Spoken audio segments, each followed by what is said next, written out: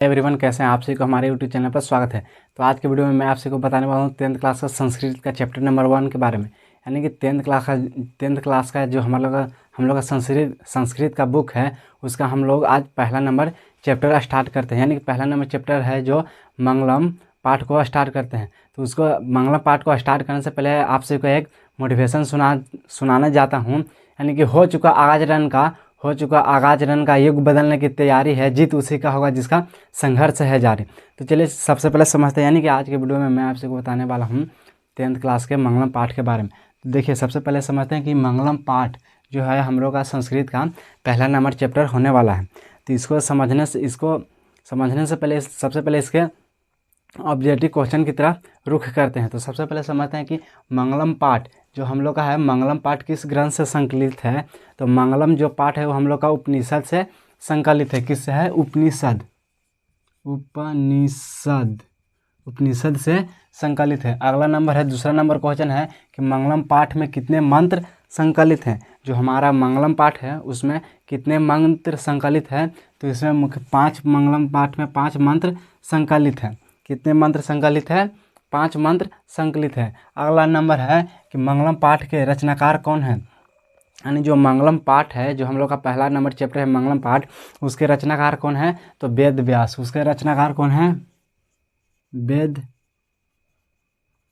व्यास। अगला है सत्य का मुंह किस पात्र से ढका है। आप लोग अगर इस कहानी को अगर इस चैप्टर को आप लोग पढ़े हैं तो उसमें ज़रूर बताया होगा कि मंगलम सत्य का मुंह किस पात्र से ढका हुआ है। तो आप लोग कमेंट में बताइएगा ना, तो हम यहाँ पे बता रहे हैं। यानी कि जो सत्य का मुंह है जो किससे ढका होता है? सोने के पात्र से। किस पात्र से ढका होता है? सोने का पात्र। सोने का पात्र बोला जाता है, बोल सकते हैं, या हिरण्मय पात्र, यानी सोने का पात्र। अगला नंबर है छोटा से छोटा तथा बड़ा से बड़ा क्या हो सकता है। तो छोटा से छोटा आत्मा और बड़ा से बड़ा भी आत्मा। और छोटा से छोटा भी आत्मा। अगला नंबर है कि आत्मा कहाँ स्थित है। यानी आत्मा कहाँ स्थित होता है। तो मानव के हृदय रूपी गुफा में है। यानी कि हृदय रूपी गुफा में। अगला 7वां नंबर है कि कौन शोक रहित होते हैं। यानी कि हम लोग का मंगलम पाठ में है कि कौन शोक रहित होते हैं। तो बुद्धिमान लोग। कौन? बुद्धिमान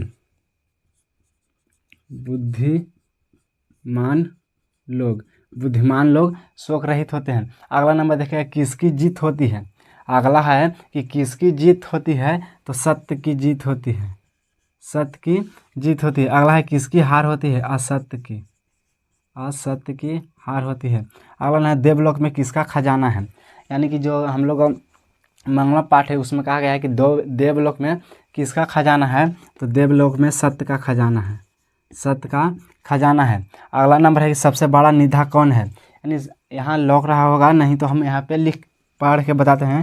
यानी कि 11वां नंबर क्वेश्चन है कि सबसे बड़ा निधा क्या है। तो सबसे बड़ा निधा सत्य है। अगला है नदियाँ नाम और रूप को त्याग कर किसमें विलीन हो जाती है। कि 12वां नंबर क्वेश्चन है। 12वां नंबर क्वेश्चन नहीं लौक रहा होगा शायद आप लोग को। तो यहाँ पे लिखा है कि नदियाँ नाम और रूप को त्याग कर किसमें विलीन हो जाता है। तो समुद्र में। किसमें? नदियाँ नाम और रूप को त्याग कर किसमें विलीन हो जाता है।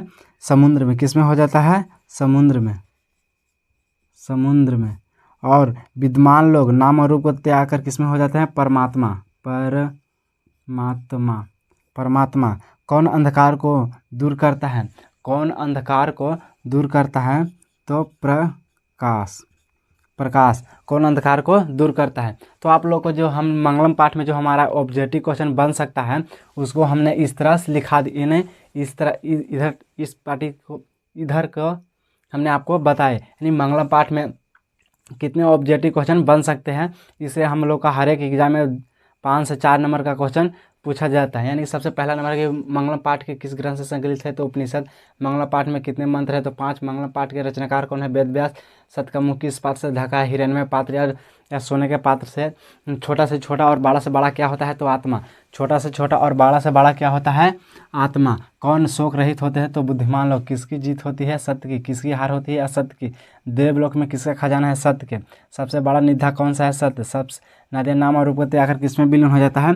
समुद्र में। अब विद्वान लोग अपना नाम और रूप को त्याग कर किसमें विलीन हो जाता है? परमात्मा में। कौन अंधकार को दूर करता है? तो अंधकार को कौन दूर करता है? तो प्रकाश। अब यहाँ पे आते हैं 2 नंबर क्वेश्चन में, यानी कि अगर इसको सही से आप देख लेते हैं तो इससे आपको 2 नंबर का क्वेश्चन पूछा जाता है। यानी कि मंगलम पाठ में अगर आप सभी से पूछा जाए कि बताइए मंगलम पाठ के आधार पर आत्मा का आकार कैसा है, आपसे 2 नंबर में पूछा जाता है कि बताइए मंगलम पाठ के आधार पर आत्मा का आकार कैसा है, तो हम लोग लिखेंगे, हम लोग देखिए किस तरह से लिखेंगे। हम लोग लिखेंगे कि मंगलम पाठ के आधार पर, यहाँ तक लिखेंगे, यानी कि यहाँ तक लिखेंगे कि मंगलम पाठ के आधार पर आत्मा का आकार छोटा से छोटा तथा बड़ा से बड़ा है। मंगलम पाठ के आधार पर आत्मा का आकार छोटा से छोटा तथा बड़ा से बड़ा है। यह प्राणियों के हृदय रूपी गुफा में स्थित होता है। यह प्राणियों के हृदय रूपी गुफा में स्थित होता है। यहाँ तक समझ में आया तो आप कमेंट और लाइक जरूर करिए। अब अगला नंबर क्वेश्चन कहता है कि मंगलम पाठ के आधार पर सत्य की महत्ता पर प्रकाश डालें। अब अगला नंबर क्वेश्चन कहता है कि मंगलम पाठ के आधार पर सत्य की महत्ता पर प्रकाश डालें। तो यहाँ लिखेंगे कि मंगलम पाठ के आधार पर सत्य की महत्ता, यानी कि सत्य की जीत होती है। मंगलम पाठ के आधार पर सत्य की जीत होती है और असत्य की नहीं। यानी मंगलम पाठ के आधार पर सत्य की जीत होती है, असत्य की नहीं। सत्य से ही देव मार्ग में विस्तार होता है। यानी कि सत्य से 2 नंबर का है तो 2 नंबर तरह के हमको जवाब देना है। यानी कह रहा है कि सत्य की जीत होती है, असत्य की नहीं। सत्य से ही देव मार्ग में विस्तार होता है, अर्थात सत्य ही परम निधान है। यानी सत्य ही परम निधान है। अब अगला नंबर क्वेश्चन है कि महान लोग संसार रूपी सागर को कैसे पार करते हैं। यानी ये हम लोग का VVI हो जाएगा। कि महान लोग संसार रूपी सागर को कैसे पार करते हैं। तो महान लोग, तो यहाँ पे हम लोग लिखेंगे कि महान लोग जिस प्रकार, यानी हम लोग यहाँ से लिखेंगे, आंसर में अगर देना है तो लिखेंगे कि जिस प्रकार नदियाँ अपना नाम और रूप को त्याग कर समुद्र में विलीन हो जाता है, ठीक उसी प्रकार, यानी कि जिस प्रकार नदियाँ अपना नाम और रूप को त्याग कर समुद्र में विलीन हो जाता है, ठीक उसी प्रकार महान लोग अपनी नाम और रूप को त्याग कर संसार रूपी सागर को पार कर जाते हैं।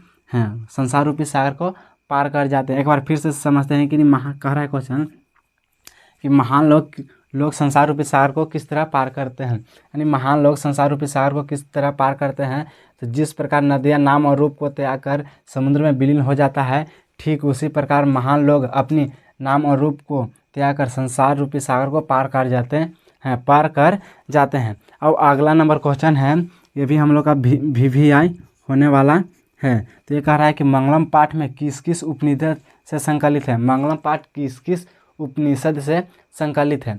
तो मंगलम पाठ है जो हमारा 3-4 उपनिषद से संकलित है, जिसमें पहला है ईशावास्य उपनिषद, कठोपनिषद, मुंडकोपनिषद, श्वेताश्वर उपनिषद। जिसमें पहला ईशावास्य उपनिषद, कठोपनिषद, मुंडकोपनिषद, श्वेतावोपनिषद। तो फिर से एक बार रिवाइज कर लेते हैं। यानी सबसे पहले क्या है कि मंगलम पाठ किस ग्रंथ से संकलित है। तो उपनिषद से। मंगलम पाठ के में कितने मंत्र संकलित है। तो 5। मंगलम पाठ के रचनाकार कौन है। तो वेद व्यास। सत्य का मुख किस पात्र से झाँका है। सोने या हिरण्मय पात्र से। छोटा से छोटा तथा बड़ा से बड़ा क्या होता है। तो आत्मा। छोटा से छोटा या बड़ा से बड़ा पूछा जाए तो क्या होगा। आत्मा। अगला है आत्मा कहाँ स्थित होता है। प्राणियों के हृदय रूपी गुफा में। कौन शोक रहित होते हैं। बुद्धिमान लोग। किसकी जीत होती है। सत्य। किसकी हार होती है। असत्य की। देवलोक में किसका खजाना है। सत्य की। सबसे बड़ा निधा कौन सा है। सत्य। नदियाँ नाम रूप को त्याग कर किस में विलीन हो जाता है। तो समुद्र में। विद्वान लोग अपने नाम और रूप को त्याग कर कहाँ हो जाते हैं। विलीन हो जाते हैं परमात्मा में। कौन अंधकार को दूर करता है। तो प्रकाश अंधकार को दूर करता है। तो आप सभी से आशा करें कि आपको भी ये वीडियो अगर अच्छा लगे तो हमारे YouTube चैनल को लाइक और सब्सक्राइब जरूर करें।